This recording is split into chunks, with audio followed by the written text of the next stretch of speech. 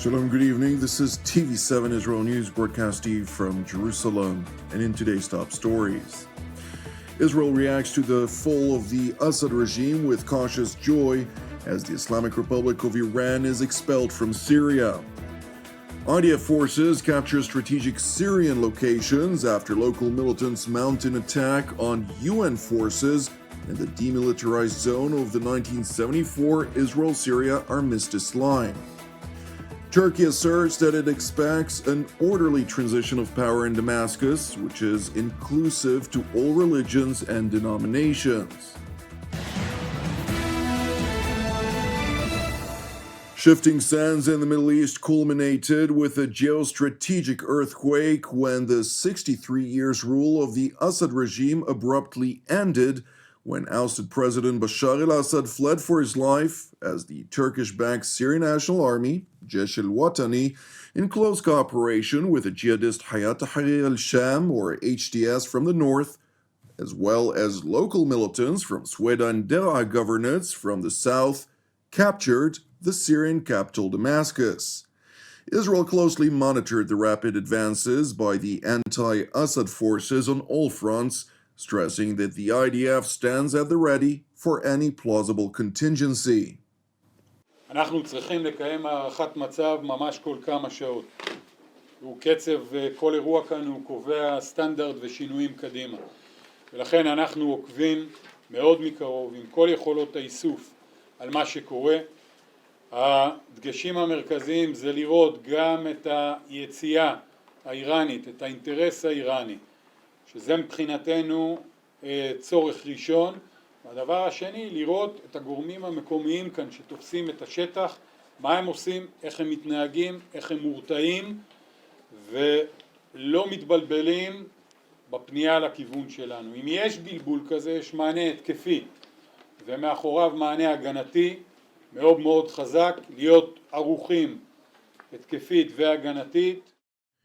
Well, Israel bolstered its presence along its border with Syria. Syrian militants mounted an attack against a United Nations post within the demilitarized zone of the 1974 armistice line. Consequently, IDF forces engaged the militants, assisting the United Nations Disengagement Observer Force, or UNDOF, which lack heavy weaponry, in repelling the attack. Meanwhile, following a situational assessment by Jerusalem's top political and security brass that was made in response to the entry of armed Syrian militants into the demilitarized border zone with Israel, the IDF deployed forces into a number of strategic locations necessary for Israel's defense, which aims to ensure the safety of the communities of the Golan Heights and the citizens of Israel.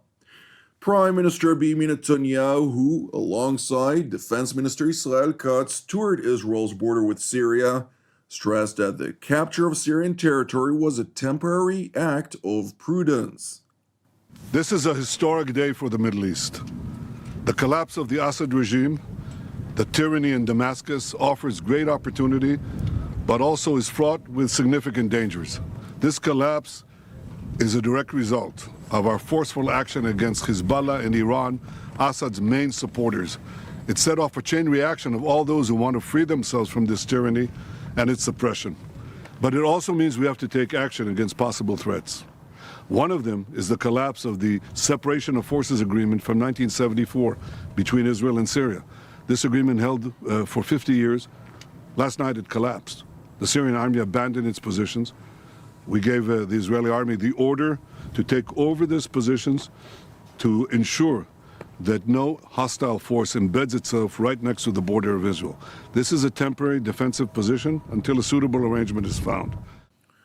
The Israeli premier continued by highlighting that Jerusalem seeks to foster peaceful relations with the separate Syrian sectors, with chief focus on the Druze of Sweda governorate, who have close links to the Druze community in Israel. Equally, we send a hand of peace to all those beyond our border in Syria, to the Druze, to the Kurds, to the Christians, and to the Muslims who want to live in peace with Israel. We're going to follow events very carefully. If we can establish neighborly relations and a peaceful relations with the new forces emerging in Syria, That's our desire. But if we do not, we'll do whatever it takes to defend the state of Israel and the border of Israel. Defense Minister Israel Katz, for his part, seized the opportunity to highlight the dire implications that emerged out of the fall of the Assad regime, which essentially dealt a crippling blow to Iran's so-called Ring of Fire along Israel's northern front and effectively isolated the Lebanese-Iranian proxy Hezbollah. נפילת אסד היא מכה קשה לציר הרשע האיראני, ששם לעצמו מטרה להביא להשמדתה של מדינת ישראל. זרועות התמנון נגדעות בזו אחר זו. אנחנו באנו לכאן כדי לומר בבירור שאנחנו נחושים להקנות ביטחון ליישובי רמת הגולן. הנחינו את צה"ל, ראש הממשלה ואני באישור הקבינט, לתפוס את אזור החיץ ונקודות שולטות כדי להבטיח הגנה על כל היישובים הישראלים ברמת הגולן, יהודים ודרוזים, על מנת שלא יהיו חשופים לאיומים מנגד מהצד השני. אנחנו נחושים שלא לאפשר חזרה למצב של ה-6 באוקטובר, לא ברמת הגולן ולא בשום מקום אחר. It is important to highlight that while Syria's rebel forces were set to conquer Damascus, Israel launched a significant aerial campaign targeting numerous abandoned installations of the Assad regime, to include the Syrian military's surface-to-air capabilities, sophisticated surface-to-surface missiles, and locations in which stockpiles of lethal biological munitions were believed to be stored, a move which Israeli Foreign Minister Gideon Saar stressed was crucial to guarantee the preservation of Israel's national security interests. The only interest we have is the security of Israel and its citizens. That's why we attacked strategic weapon systems, for example, remaining of chemical weapons, long-range missiles and rockets, in order that they will not fall in the hands of extremists. Jerusalem's top diplomat, who made these remarks to the Foreign Press Corps in Israel, went on to voice his anger over Turkish-backed Syrian National Army onslaught on the predominantly Kurdish YPG forces in the town of Manbij.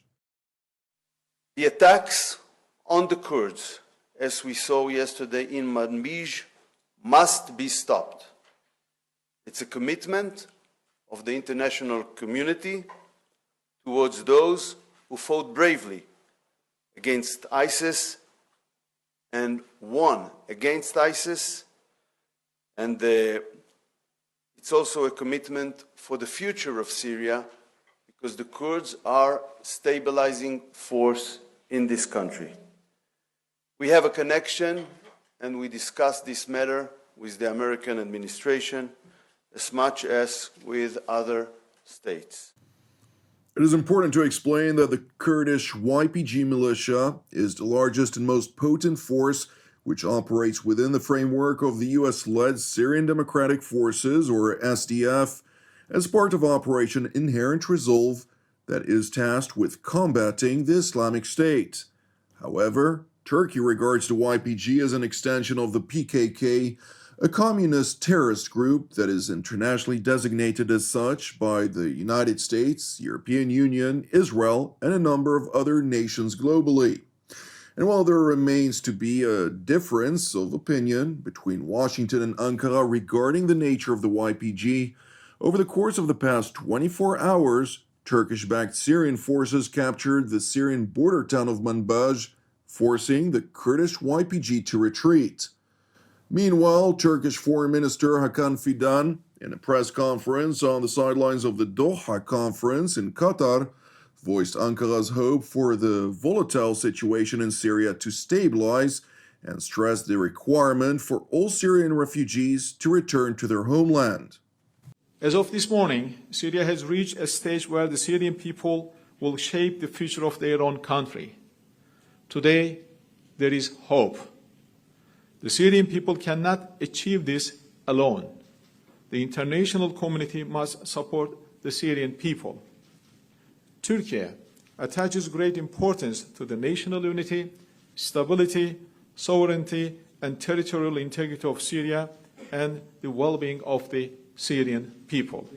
Thereby, millions of Syrians who were forced to leave their homes can return to their land. The new administration must be established in an orderly manner. The principle of inclusiveness must never be compromised. There must never be a desire for revenge. Ankara's top diplomat amid broad concerns that the Sunni Muslim jihadists would target Syrian minorities, to include the Christian and Druze in particular, stressed that while Turkey is committed to fighting terror groups such as the PKK and Islamic State, it is also committed to ensure that non-Sunni Muslims are treated equally under the future regime in Damascus. Thank you for watching TV7 Israel News. Since TV7 Israel is exclusively donation-based, your support is vital for the sustainability of our operations here in Jerusalem.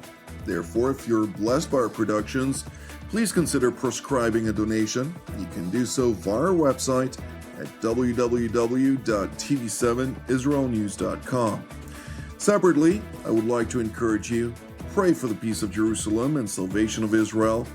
Jonathan Hessen wishing you a Shavua Mevorach, and God willing, we will see you during our next update. Until then, Shalom from Jerusalem.